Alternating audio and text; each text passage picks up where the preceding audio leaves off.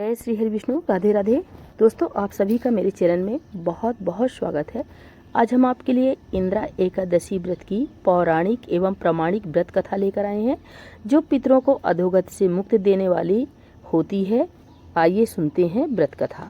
धर्मराज युधिष्ठिर कहने लगे कि हे भगवान, अश्विनी कृष्ण एकादशी का क्या नाम है, इसकी विधि तथा फल क्या है, सो कृपा करके कहिए। भगवान श्री कृष्ण कहने लगे कि इस एकादशी का नाम इंद्रा एकादशी है।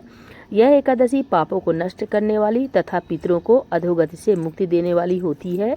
हे राजन, ध्यान पूर्वक इसकी कथा सुनो। इसके सुनने मात्र से ही वाजपेय यज्ञ का फल मिलता है। प्राचीन काल में सतयुग के समय में महेशपत नाम की एक नगरी में इंद्रसेन नाम का एक प्रतापी राजा धर्मपूर्वक अपनी प्रजा का पालन करते हुए शासन करता था। वह राजा पुत्र पौत्र और धन आदि से संपन्न और विष्णु का परम भक्त था। एक दिन जब राजा सुखपूर्वक अपनी सभा में बैठा था तो आकाश मार्ग से महर्षि नारद उतरकर उसकी सभा में आए। राजा उन्हें देखते ही हाथ जोड़कर खड़ा हो गया और विधिपूर्वक आसन व आर्घ्य दिया। सुख से बैठकर मुनि ने राजा से पूछा कि हे राजन, आपके सातों अंग कुशल पूर्वक तो हैं, तुम्हारी बुद्धि धर्म में और तुम्हारा मन विष्णु भक्त में तो रहता है। देवर्षि नारद की ऐसी बातें सुनकर राजा ने कहा, हे महर्षि, आपकी कृपा से मेरे राज्य में सब कुशल है तथा मेरे यहाँ यज्ञ कर्मादि सुकृत हो रहे हैं। आप कृपा करके अपने आगमन का कारण कहिए। तब ऋषि कहने लगे कि हे राजन, आप आश्चर्य देने वाले मेरे वचनों को सुनो। मैं एक समय ब्रह्मलोक से यमलोक को गया। वहाँ श्रद्धा पूर्वक यमराज से पूजित होकर मैंने धर्मशील और सत्यवान धर्मराज की प्रशंसा की। उसी समय यमराज की सभा में महान ज्ञानी और धर्मात्मा तुम्हारे पिता को एकादशी का व्रत भंग होने के कारण देखा। उन्होंने संदेश दिया, सो मैं तुम्हें कहता हूँ। उन्होंने कहा कि पूर्व जन्म में कोई विघ्न हो जाने के कारण मैं यमराज के निकट रह रहा हूँ।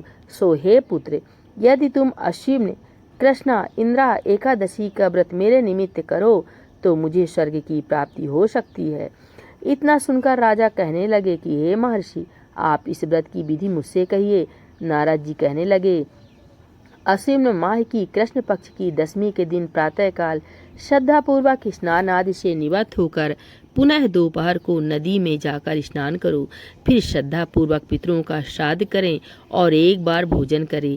प्रातःकाल होने पर एकादशी के दिन दातून आदि करके स्नान करें।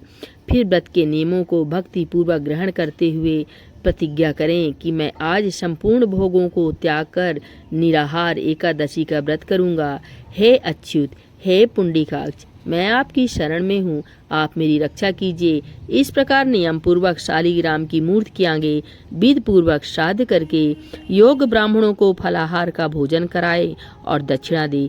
पितरों के श्राद्ध से जो बच जाए उसको सूंघ कर गौ को दे तथा धूप दीप गंध पुष्प नैवेद्य आदि सब सामग्री से ऋषिकेश भगवान का पूजन करें। रात में भगवान के निकट जागरण करें।